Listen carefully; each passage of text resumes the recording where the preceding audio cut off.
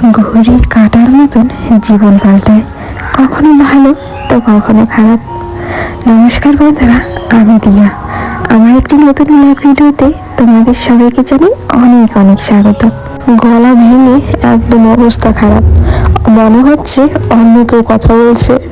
তো চলো, প্রত্যেক দিনের মতন আজকেও সকাল 6টাতে ঘুম থেকে উঠে পড়েছি। প্রত্যেক দিন তো ঘর ঝাড়ু দেওয়া, উঠান ঝাড়ু দেওয়া, বাসি কাজগুলো দেখাই, তোমাদের হয়তো বোরিং লাগে, সেই জন্য ভাবলাম আজকে তা দেখাই না, সোজা চলে এলাম রান্নাঘরে।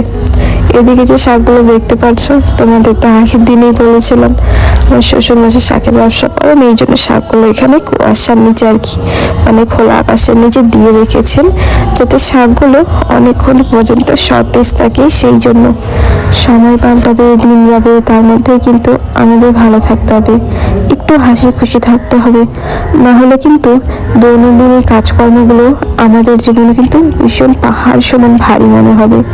এই জন্য নিজেকে একটু খুশি রাখতে হবে, যাতে এই কাজগুলো হাসি মনে করে নিতে পারি, সব কিছু হালকা মনে হয়। প্রত্যেক দিনের মতনই আজকে আমি আলুর তরকারি বানাবো। এখানে না 10 কেজি আলু আনা হয়েছে অনেক দিন আগে। আমাদের বেশিরভাগ সকালে আলুর তরকারি বা ডাল বা শাক ভাজা এগুলোই হয়, কারণ 1 ঘন্টা বা 1.5 ঘন্টার মধ্যে কতই বা রান্নাবাড়ি করতে পারি বলো। যদি গরমকাল হতো তাহলে 6টার আগে উঠে যেতাম, কারণ তখন তো 6টার আগে সূর্য মামা উঠে যেত, তাই না? এখন তো সূর্য মামা উঠতে দেরি হয়, আর আমাদেরও দেরি হয়ে যায় উঠতে। আমার আগের ভিডিওতে দুজন খুব ভালো কমেন্ট করেছো, তাদের জন্য রইল অনেক অনেক ভালোবাসা। একজন হলো দিশা মণ্ডল দিদি ভাই, আরেকজন হলো নাফিসা সুলতানা। তোমাদের দুজনকেই আমার তরফ থেকে অনেক অনেক ভালোবাসা রইল। সকাল থেকেই শরীরটা একদমই ভালো লাগছিল না, কোনো রকমের কাজগুলো করছি, আমি ভাবছি রান্না করার পর না একটু রেস্ট নিতে হবে, কিন্তু কি আর করার, টুকিটাকি যেগুলো কাজ করার আছে, ঘর মোছার, কাপড় ধোয়ার, বাসন মাজার, সেগুলো তো সবই করব।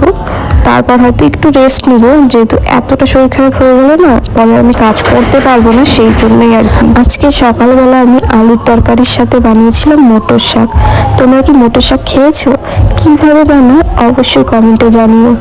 মটর শাকের উপরের দিকে যে শাঁসগুলো থাকে, আমি না প্রথমে সেগুলো ফেলে দিই, আর যতটা পর্যন্ত নরম ডাঁটা থাকে ততটা পর্যন্ত ছিঁড়ে নিই। তারপর সেটা ভালো করে ধুয়ে নিই, ছোট ছোটোভাবে কেটে নিই। তারপর ওটাকে 5 ফোড়ন আর হালকা মানে অল্প কিছু আলু দিয়ে আর কি সেটাকে মাখা মাখাভাবে সবজি বানাই, খেতে না ভীষণ ভালো লাগে। এদিকে না সকালে সবাই যেহেতু দুধ চা খাবে, আর মাথাটাও ব্যথা করছিল, তো ভাবলাম চাটা বসিয়ে দিই।